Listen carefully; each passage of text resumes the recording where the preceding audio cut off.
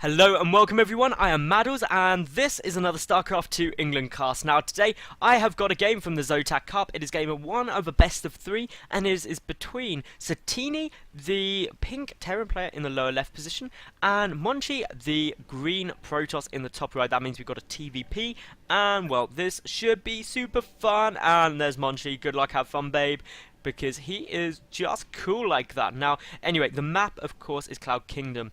What can we expect from this? Well, basically, being a PvT, we can expect early game, gateway units to be strong, then of course Stimpack comes out, Marine Marauders wreck everything, and then you get into late game with Colossi and High Templars and Storming and Archons and all that sort of shenanigans on the Protoss side. From the Terran side, you've got the Vikings, you've got the Ghosts, and that's of course if we don't see a 1-1-1 play or something like that, and just an epic loss really early on. So can't wait to see how this does play out. Hopefully it should be pretty nice.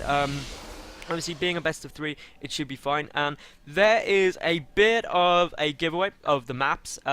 So if it does get into third game, obviously it will be Ahana. So Cloud Kingdom, Entomb Valley, and then Ahana. So nice map pool actually. Entomb Valley is probably the only one which I don't particularly like massively.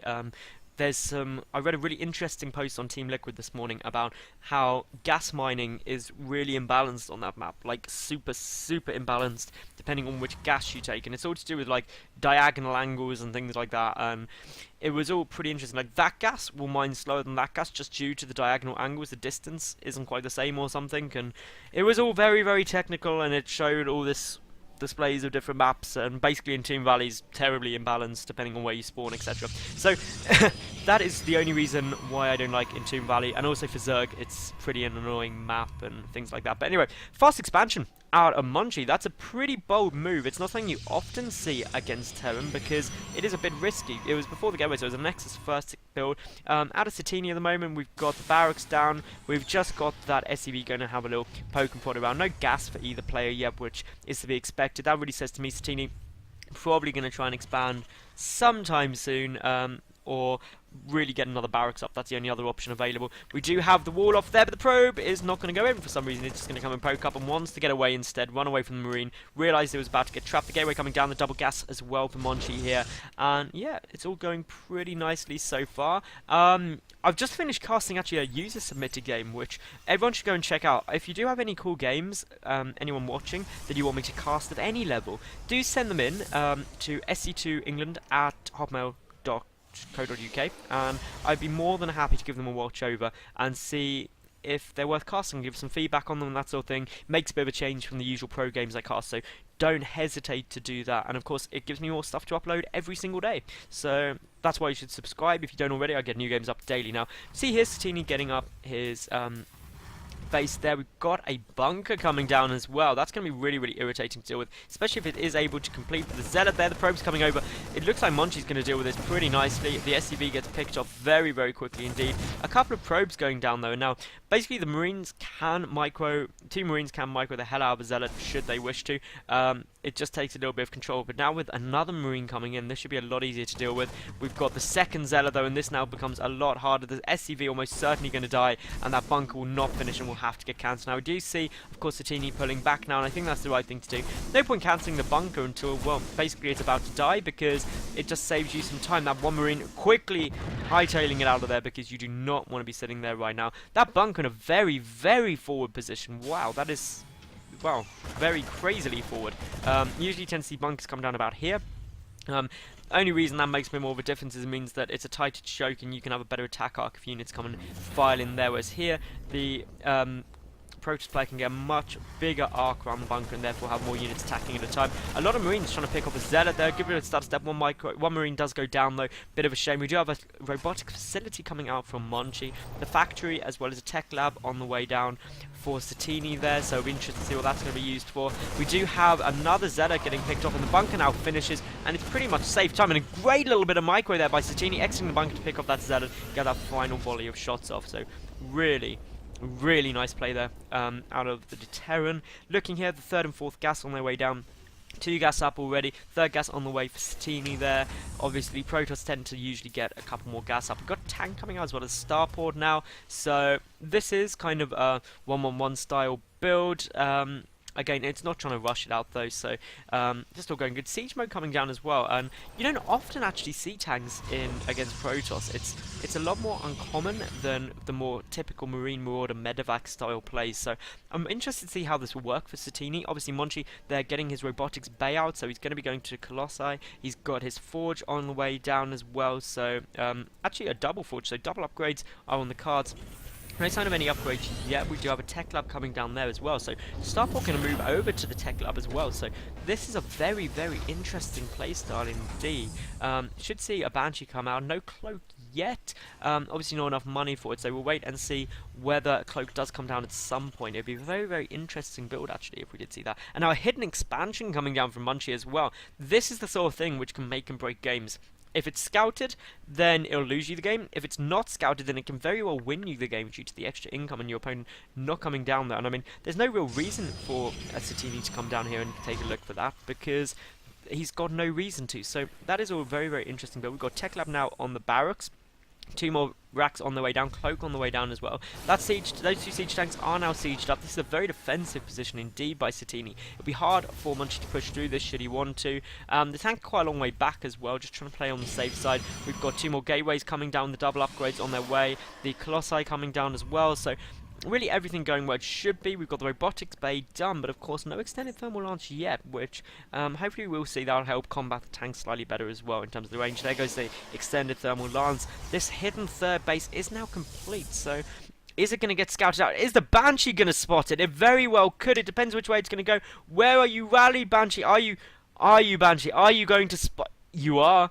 You are. This is going to be such a massive win for Satiini, and he sees it. Well, this, ladies and gentlemen, is bad times, because unfortunately that base is definitely now dead. Both those pylons are now dead, so this here quite simply was a 600 mineral investment that is not going to go down. And the Banshee actually pulling back. I'm surprised it's not just committing more there. Yes, there's some stalkers coming in, but now it's been spotted, it's going to be so difficult to defend that once Satiini commits to basically taking it out, because while there's the option to warp in some units, it's just so far away from the natural, it can cause huge problems, especially if there's any kind of multi-prong attacking. It can become exceptionally hard. This Banshee coming in, it's cloaked, it's going to get so many kills because there is no photon cannon down here, no detection on the field yet, and, well, we're just going to see a lot of probe deaths, and this single Banshee really paying for itself amazingly at the moment, getting a lot of very, very good kills.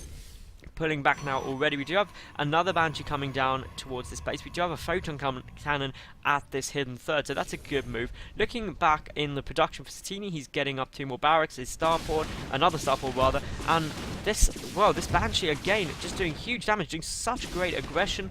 It's really, really irritating harassment, gonna get all the probes, which is really just completely winning. And you can see Satiini putting 11 workers ahead, and when you factor in the mules to that as well, you can see that, well, that is almost, well, 1,000 more resources being mined a minute, and a lot of tanks coming out, and the tank production is just starting to seem to stop. We do have, of course, the first Vikings coming out ready to deal with the Colossus, so this is just good play. That Banshee needs to be a bit careful rather of the Stalkers. We've got more tanks coming out, so this is a very, very interesting playstyle indeed. The Marines coming out, and I just don't know how it's going to all kind of play out. This starport not doing anything yet, so perhaps a little bit of the refinement of the build could go down there.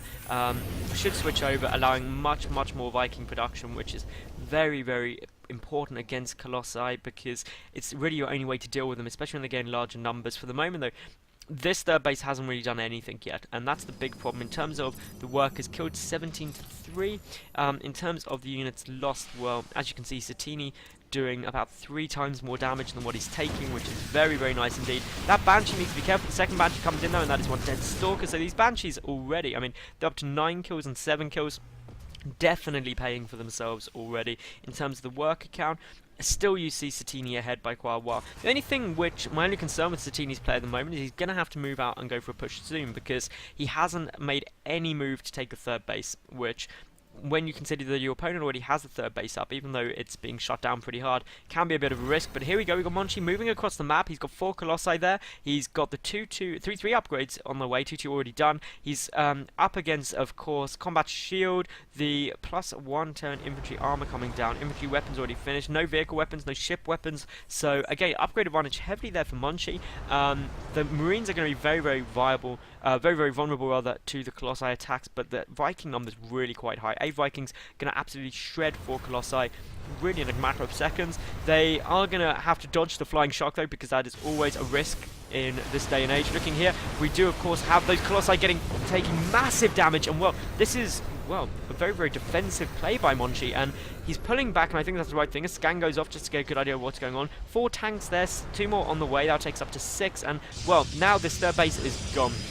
The only real option Monchi has here is the counter-attack, which could be very, very potent because he's dragging all of the Terran army very, very out of position. These Stalkers moving forward will get quite a few nice kills. A good blink up there will prevent any reinforcements. Now we do see here, this third base is just going to get absolutely wrecked incredibly quickly. The SCV is getting picked off by the cannon, which is not something you particularly want. The cannon going to vaporize though to the siege tanks very, very quickly indeed. And well, no sign of a counterattack yet. Those Stalkers do have to be careful because the Marines are on their way back. They're going to get some nice kills with Stim. And, well, this is really where Monchi could be running into some problems. This is all getting cleaned out. The 2 pylons were allowed to stay, surprisingly. We do now have a couple of Marines sitting there. No counterattack at all. No sign of a third base at all from Satiini. So, this is, while he has picked up Monchi's third base, he really needs to start thinking about taking his own third, because he is now getting behind in terms of the worker count. He needs to be thinking, what can I do to really make sure I secure this win? Because while his army is doing very, very nicely indeed, about, what, 40-ish supply ahead of his opponent, he needs to think, well, come on, how can I really start pushing forward? How can I start really building on this lead I've got? And the way you do that is by expanding while you're pushing. It is really the fundamental that if the opponent is defending, they're not likely to be attacking you, so you can afford to take a slightly risky expansion. Now, a couple of Archons morphing in, and, well, this could be a very, very tough engagement for Monchi. He needs to engage on this ram, allowing the Colossi to do as much damage as possible. The scan goes off. Of course, there is a couple of attack routes in. The tanks get in a very, very nice siege position, and well, scans go off, make sure there's no observers around. The Viking number's exceptionally high. We're up to 15 Vikings to take on 5 Colossi. That should be one volley. Should pretty much pick off a Colossus. There we go, one down. We've got the tanks going in. We've got a great engagement. The Vikings at the side picking off 2 Colossi simultaneously. And, well, all the Colossi have just melted. And that is game right there. That was just a beautiful engagement for Satiini. And Monchi just stood no chance trying to engage in there. So many of the tanks still up. And even if this game goes on for a little bit longer, I just don't see any way at all that Monchi can come back from that. That was just so great. Like, absolutely incredible. Perfect positioning of the Vikings. Another Colossus is up, but of course the Vikings there ready to pick it off should it need to. In full retreat now, the tanks leapfrogging their way forward. They're just good strategic play. This natural base under complete siege. The Archon amazingly allowed to survive, but probably just concerned that the Colossus is somewhere there. The Colossus is on incredibly low health. One shot from about 2 Vikings will pick that off. Some bunkers coming down, an incredibly defensive position. The Zealots do charge forward, but now you've got tanks, well, siege tanks attacking natural. You know you're in a very, very tough spot trying to get out. But do you have a warpin of Zealots behind? That is probably the best thing you can really go. Hope for a surround or something like that. But as you can see, just a train of units coming across the map. That Colossus gets picked up incredibly easily by the Vikings, and that there is certainly got to be game. I don't see any way at all that Monchi can come back from there.